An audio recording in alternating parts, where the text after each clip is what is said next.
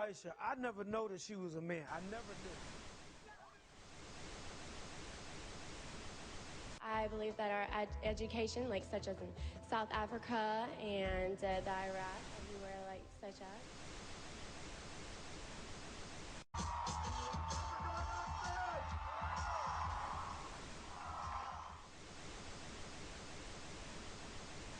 Platform 8 for the 2228 Southern service to Eastbourne via Lewis.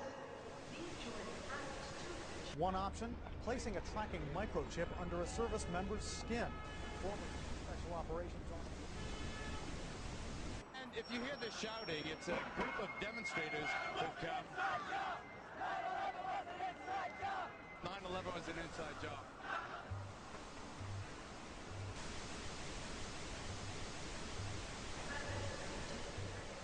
Calling at Lewis, Margate and Eastbourne. This train is full to 2 coaches. It's no longer a theory. What I'm about to say is fact. The secret organizations of the world power elite are no longer secret. They have planned and are now leading us into a one-world communist government. Well, there have been extraordinary scenes in Berlin tonight as thousands of people gathered to hear Barack Obama deliver key foreign policy speech on his current European tour. The Democratic presidential hopeful laid out his vision for America's place in a new world order, in a new world order, in a new world order. It's not a new idea. President Bush talked about it back in 1991. It is a big idea, a new world order. President Bush said, and it's a phrase that I often use myself, that we needed a new world order. There's a need for a new world order. I call upon all states to join ranks in order to found the new world order of the 21st century. We have before us the opportunity to forge for ourselves and for future generations a new world order. When we are successful, and we will be, we have a real chance at this new world order. And people talked then, in 1990, of a new world order. And the question for us is how we meet and master all these challenges to ensure that Britain enhances its competitiveness in the process and realizes what I believe is our destiny of success in this new world order. So, in conclusion, ladies and gentlemen, a new world is emerging. It is a new world order with significantly different and radically new challenges for the future. And people better understand that they mean exactly what they're saying. It's a new world order they're trying to create, and they're trying to do so not only without approval or consent of the governed in this country, but despite the popular will. This is a straightforward assault by the elitists in this country. There is a global meltdown coming. It is a global depression, and one world currency and one world financial system is the end game. China said last week they want one global currency. France said yesterday or the day before that they want one world order, a new world order, at the end of this event. Gordon Brown will today call on fellow world leaders to seize the opportunity created by the worldwide economic crisis to create a truly global society. The Prime Minister will use a high-profile speech in the City of London to say that Britain, the US and Europe should join together to create a new, stronger and more just world order.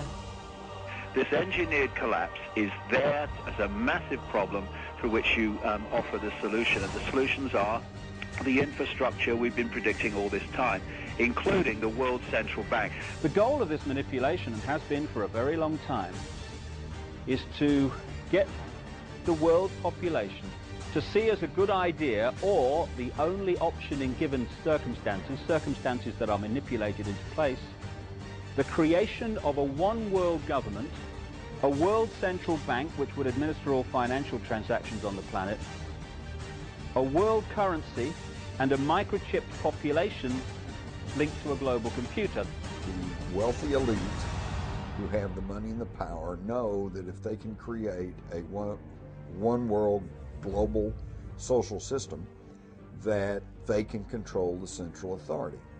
In other words, world control, world domination, one of the oldest desires in the history of the world. There's a very, very clear-cut and easily identifiable system in place that puts all of these elements from media control to government control to energy control together into one apparatus working together effectively towards its final goal, which is, you know, global control. Because of the compartmentalized pyramids that they've constructed within all these institutions of government and finance and corporations, the vast majority of people who are daily making contributions to push the world in this towards this Orwellian global state have no idea that they're doing that, because they don't know how their contributions fit in with everyone else's. Only the few at the top do. Most people don't have a clue that unelected private bankers actually control the governments of the world. There is this like cozy little myth that is perpetuated between politicians and the media. The media report the world as if presidents and prime ministers are the final arbiters and decision makers in the world, which means that the people above the level of presidents and prime ministers that really make the decisions, they're never looked at or exposed by the mainstream media because they're not accepted to exist. The central bankers of the world are working together to create a one-world government. A global police state as sinister as anything George Orwell ever wrote about, where every person on the planet Earth will have an RFID chip implanted.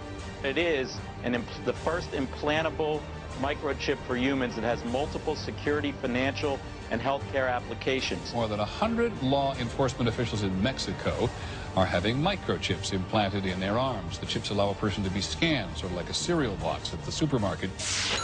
Just like the microchips implanted in the necks of dogs and cats, allowing lost pets to be identified, this glass capsule can do the same for humans. A chip in everybody would be the universal monetary system par excellence, because there'd be no escape from it, and you'd be totally under the control of those who issue the electronic impulses in that chip. The problem throughout human society is that the good men and women do nothing. They don't want power. They don't want control. They want to lead a leisurely life. They want to spend time with their family. They want to lead simple lives. But we are forced throughout society, and throughout history, and throughout human time to stand up against bullies. And many times we stand up before it's too late. And we reverse the course of tyranny.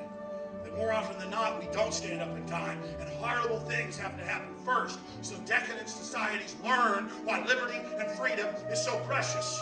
If you think you don't like the situation now, then think what you're going to face a little way down the road, and more than anything, think of what your children are going to have to face. Because you think we live in a controlled society now, this is nothing compared with what they are going to have to live in.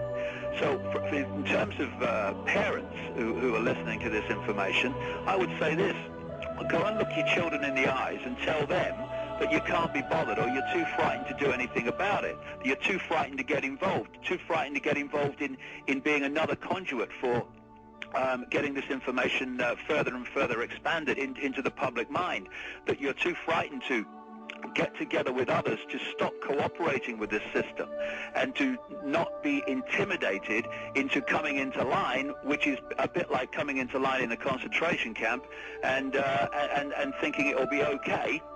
As long as you stay in line and you do as you're told, you'll be fine. And then you realize at the end of it, well, actually, it ain't fine. And if you'd have all rebelled earlier, then you wouldn't be in the situation you're facing now. The point of mathematics alone ought to let us see where the real power is here. There are billions of people, 6 billion, nearly getting on to 7 billion on this planet, who are being manipulated.